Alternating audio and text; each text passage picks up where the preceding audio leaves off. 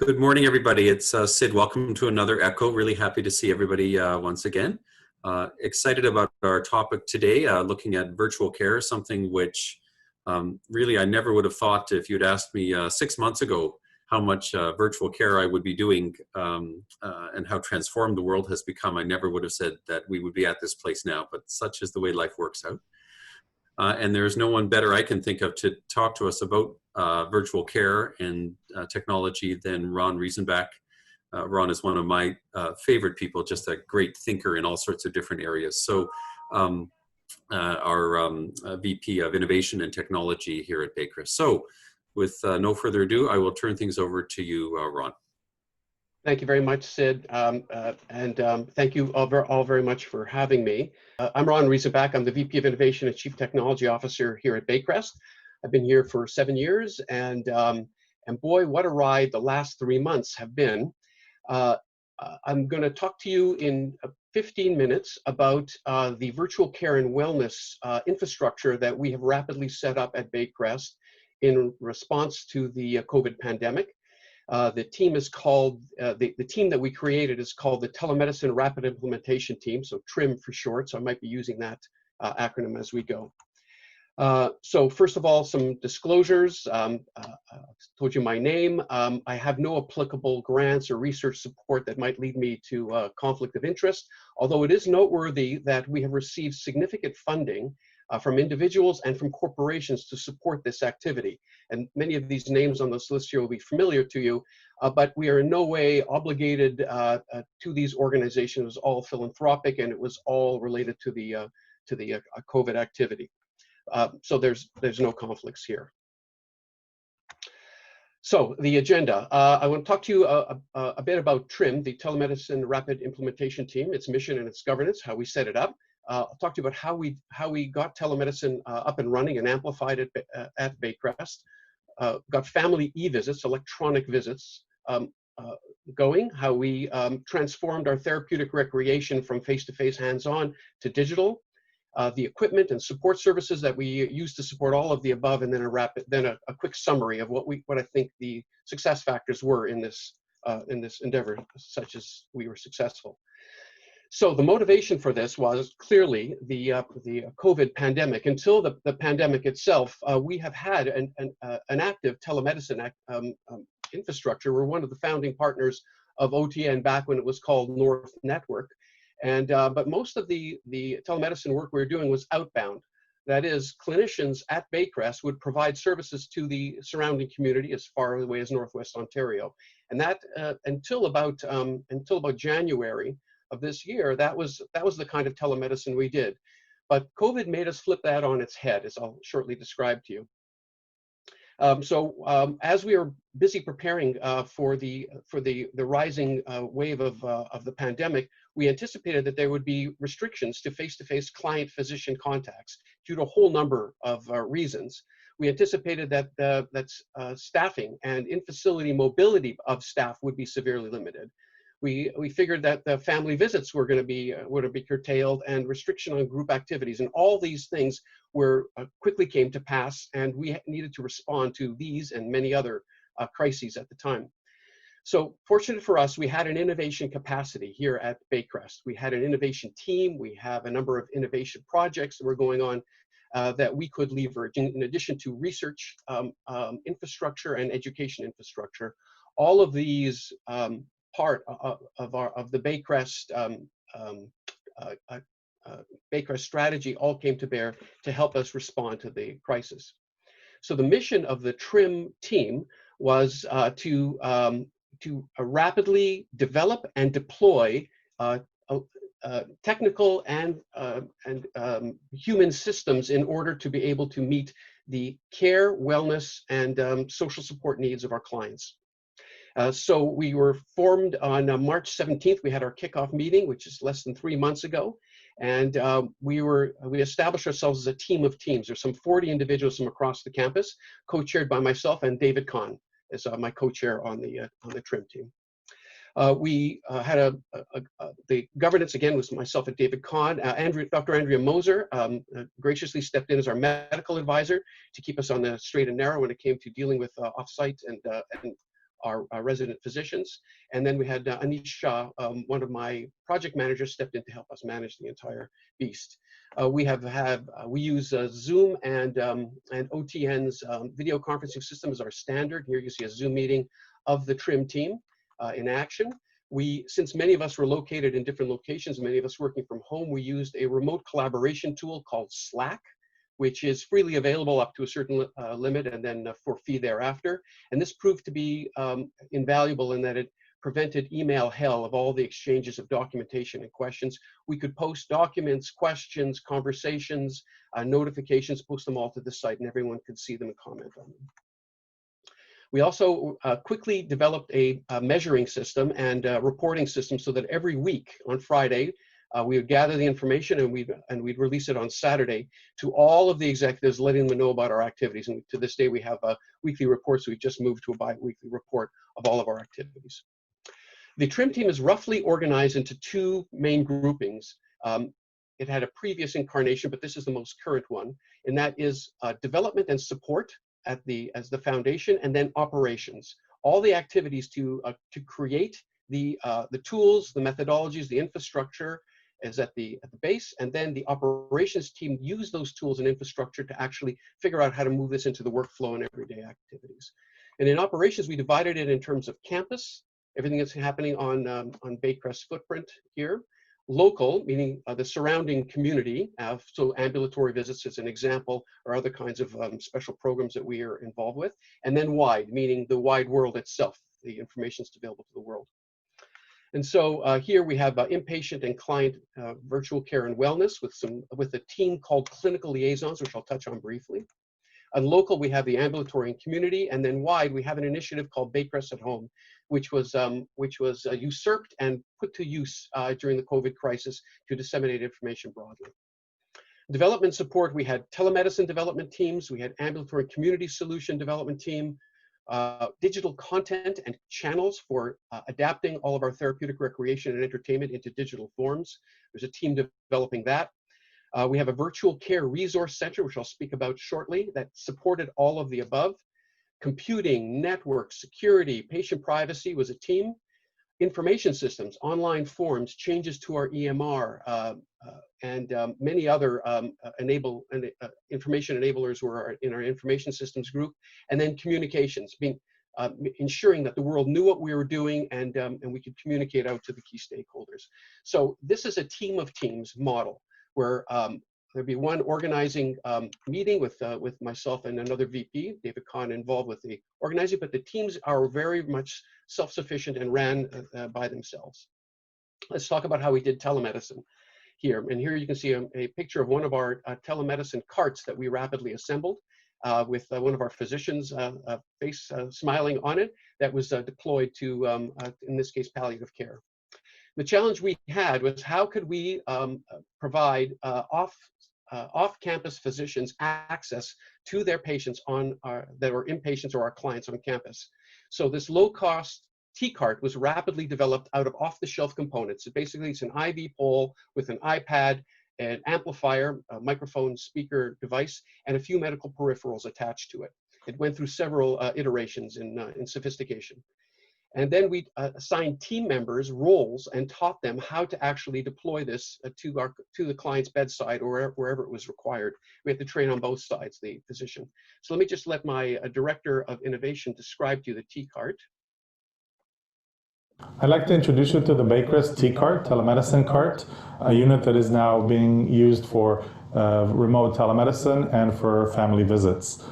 The T-cart includes an iPad with a high-quality speaker, high-quality wheels with brakes that can be stopped, all on wheels that can be moved very easily from place to place, one plug that goes into a regular socket to charge all the devices, and a utility drawer. The iPad can be easily adjusted to go up and down on this neck as needed for the patients, as well as the angle of the iPad that can be adjusted to face the patient or the orientation that can be changed. The T-cart lockable drawer includes peripherals that can be used during different sessions, a digital stethoscope, an iPod, earphones for physicians, and a pocket talker for people with hearing disabilities. The the key criteria here was fast and cheap, because we had little time to prepare or to respond. There are commercially available carts out there, more sophisticated, more costly, but we rapidly responded by buying off-the-shelf components and assembling it ourselves, and then kept iterating as time moved on to make them better and better.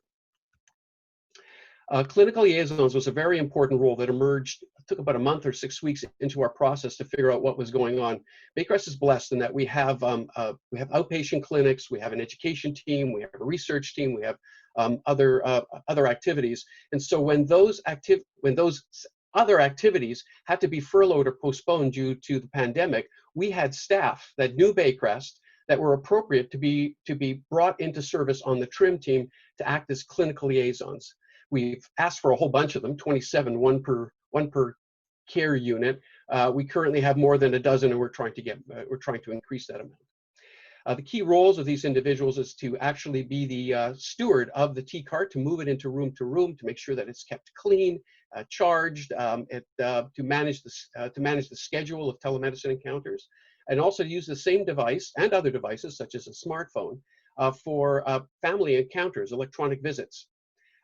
They also could use the same devices or smart TVs, which we also procured, to be able to help with therapeutic recreation, to be able to bring programming, music to our clients, even though they may be isolated in their unit or perhaps even into their rooms. And then a group of them in the long-term care home were also asked to participate in meal assistance. Given the staff reductions that we and many other long-term care homes had due to the pandemic, they're pressed into service to help with meals at various times. And so this is one of the key success factors that I think that enabled us to be so successful, was the fact that we had these other staff that could be redeployed for this purpose. And here you see a training session of us going through several training sessions with these staff. They were familiar with Baycrest and their regular job. They were psychologists, they were dentists, they had other roles, and we then trained them on how to be clinical liaisons. And here's some of our data, as you can see that it's bouncing around. But since April 3rd, we've had 800 telemedicine encounters between clinician and patient, roughly evenly split, roughly between our long-term care home, terraces, which is our seniors living building, and our hospital. The numbers are bouncing around, that we're busy perfecting our measuring and our definitions, and we expect these numbers to grow over time. In this particular case, almost 90% of the encounters are by video conference, and about 10% by telephone, so direct physician-client contact by phone. We also reached out to the community. Baycrest is not an island. We have a tremendous amount of community engagement, both ambulatory clinics that are available to on-campus as off-campus clients, as well as a whole number of initiatives, including interprofessional teams that go to the community physically and to provide care either through primary care, through or cognitive supports, and also to other long-term care homes.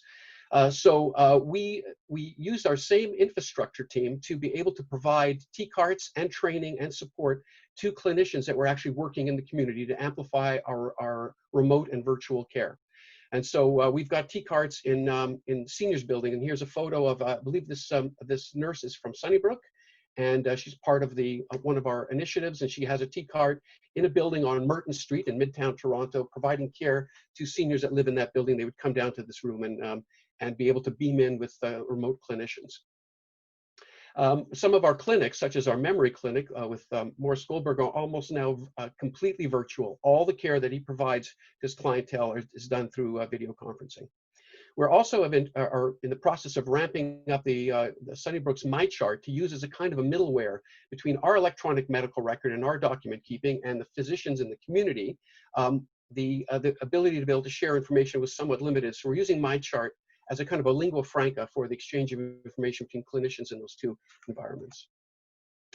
Community telemedicine, you can see some of the data here about how we've been doing. What's interesting here is that how much of it there is, thousands of events, and also how much of it is conducted by telephone.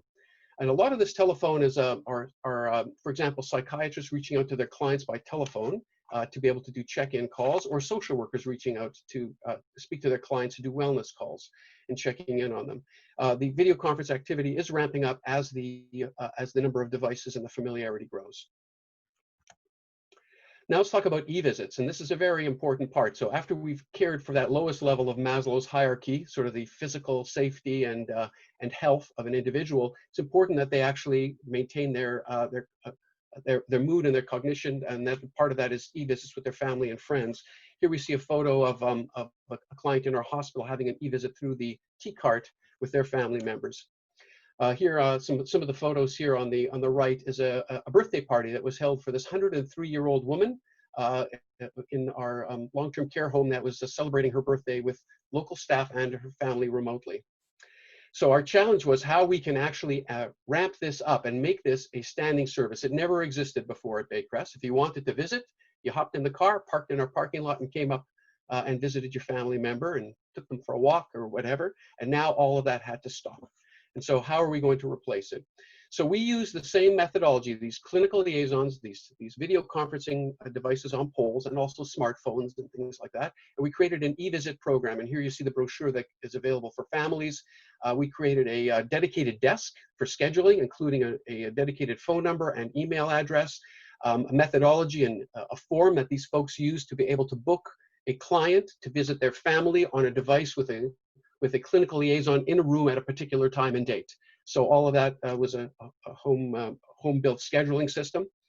And it's proven to be quite effective. This is a very much beloved system, and we use it for all kinds of purposes. Here you see a photo of a granddaughter providing a concert for her grandparent over the system. We have something like 80 eVisits a day, approximately, again, spread over various institutions, the hospital, the long-term care home, and the terraces, and it's a very popular function. At times, there are less eVisits due to an outbreak, perhaps, where access is restricted to a particular unit, or there may be a spike due to something like Mother's Day, and you can see here some spikes around Mother's Day, and we expect another one around Father's Day.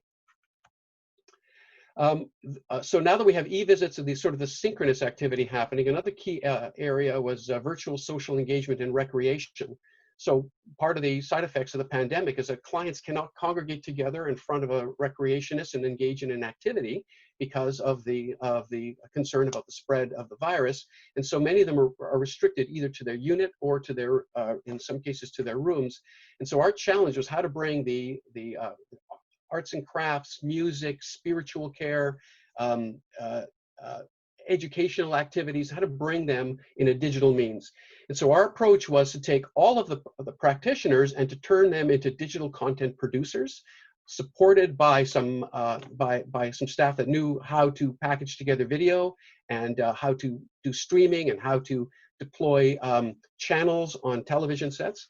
And also to adapt our Baycrest at Home initiatives to be as the repository for video information. So now we publish on a weekly basis our virtual social recreation guide, which is used broadly to let people know which channels have which information, which events are available, either synchronous special events or ongoing events. So we can do, Wednesday, I think this is last week's chart, the one that is foremost here. So on Wednesday, we can do Alphabets with Amanda. We could do the Toronto Zoo live stream. There are daily music, and this day we're featuring Bing Crosby. And so all of this digital information, along with many others, is available to therapeutic recreationists and others to be able to deploy on devices, to be able to keep up the spirits, the morale, and the lifelong learning of our clients. This is a very early version. Sorry for looking so rough, but just showing you that we've taken our Baycrest at Home website. We've started to load videos onto it that are created by the folks here at Baycrest and also curated offsite. So here I'm going to educational art with Brenda, one of our people that are in charge of our crafts area. And she created a video which was subsequently edited by professionals to enable our clientele to see Brenda and to learn about making art with a black background. The weather is really beautiful. It's sunny. It's starting to feel like spring, although the trees are still quite bare. And it's cold. It's very cold. But I just want you to know that I miss you, and we in the studio are so looking forward to when all this stuff is over and you're going to come back and we're going to paint, we're going to do clay, we're going to do ceramics, we're going to do all the stuff that we did before, and we're really looking forward to that. Right, so I won't show you the rest of the video, but she goes from outside in and she starts doing a craft activity which can be replicated by our clients, even though they may be isolated. So this is a lot of stuff that we have to be able to manage across the campus. I want to talk to you briefly about equipment and support services. Thankfully, we have a fabulous IT team, if I do say so myself, and they went to work to figure out how to respond to the sudden spike in digital activity that we're having on campus. We had to increase the internet bandwidth to the campus by fivefold in order to be able to manage all the inbound and outbound video streams. The telephone lines became stressed, and people were getting busy signals when they picked up the handset, so we had to increase the capacity of the phone lines. Wi-Fi was a major problem. In one of our buildings, we had to uplift the Wi-Fi rapidly in a building including 136 antennas mounted on the ceiling. Many of our clients did not have bedside telephones due to financial or other reasons, and so we rapidly deployed telephones at no cost to them so that if they could use a telephone or even be assisted in using a telephone, they could speak with their family members. We bought or rented hundreds of laptops, webcams, microphones, iPads in order to enable staff to do remote work where they could do remote work. We, as I mentioned, we standardized on OTN and Zoom as our video conferencing platforms of choice. And we acquired 400 Zoom licenses under an enterprise license, and we dealt with all the privacy and security issues that are now known about Zoom, and locked it down as best we could. And then all of our data center servers had to be uplifted in capacity, and our networking equipment to be uplifted in capacity. And so here on the right, we have the Maslow's hierarchy of need, as many of you are familiar with. And may I suggest that us techies would like to add another layer called Wi-Fi. Without this, I don't think we could support the rest. So this is some photos of some of the equipment that we've ordered, hundreds of iPads. It had to be programmed and configured so that they could be remotely wiped should they be lost or stolen. All of the stands and devices, and we recruited, again, through our staff redeployment team, we recruited staff to help us assemble these devices and get them configured and deployed across the campus. One key area was the Virtual Care Resource Center, and this is a group of people that are responsible for the support of all of the various digital and virtual activities that are happening across campus. Everything from writing policies and procedures to making changes to the electronic medical record to accommodate virtual care and progress notes, developing quick start guides, training videos, acquiring and configuring software apps, getting a scheduling system up and running. All the technical supports should a person have a problem in the middle of an event, how they can actually get support, distributing the right equipment to the right person, and all the web information. So here we have some physicians being trained on virtual care and using Zoom. We took over our student resource center, since we didn't have students on campus anymore, and turned it into the Virtual Care Resource Center, where kits could be prepared for the clinical liaison. So every morning they'd come down to the student center, they'd get their kit, and the kit would have the iPad, the stand, all charged from the night before, all ready to go. The kit would have a pocket talker if that was necessary for a hearing impaired client. It would have masks for the clinical liaison person. It would have their schedule for the day. It would have cleaning materials, disinfectant materials, gloves, etc. So they came down, they picked up their schedule and their kit, and off they went to do their clinical liaison job. And then all the information and documentation was prepared in a Virtual Care Resource Center online. It's on our intranet, as well as some information was prepared for our clients and their families who may have never have encountered a telemedicine session. So this is all built on our public website so that be accessible to those folks. So in summary, just checking the time here, I'd like to just say that I think these four pretty much summarize the successes that we had. One is that we had a pre-existing innovation capacity at Baycrest. We had the people, the know-how that was necessary in order to be able to take advantage of modern technologies to be able to augment clinical care and wellness care on our campus. We had the luxury of having staff that we could redeploy from other tasks to come onto our TRIM team to be able to assume new roles. We had an excellent planning and coordination team where everyone pitched in. We had the right organizational structures and the right leadership on team leads in order to be able to accomplish the task. And then finally, and certainly not least, we had financial resources. We have a spectacular foundation and outstanding donor community that responded incredibly to our appeals for support in our SOS campaign, our Save Our Seniors campaign. And much of the equipment and the consultants that were necessary to support all of this came from those financial resources. In closing, my final slide, I frequently use this one, but it's never been more poignant. Charles Darwin said, "It is not the strongest of the species that survive, nor the most intelligent, but the one that is most responsive to change." Thank you very much, and happy to answer any questions.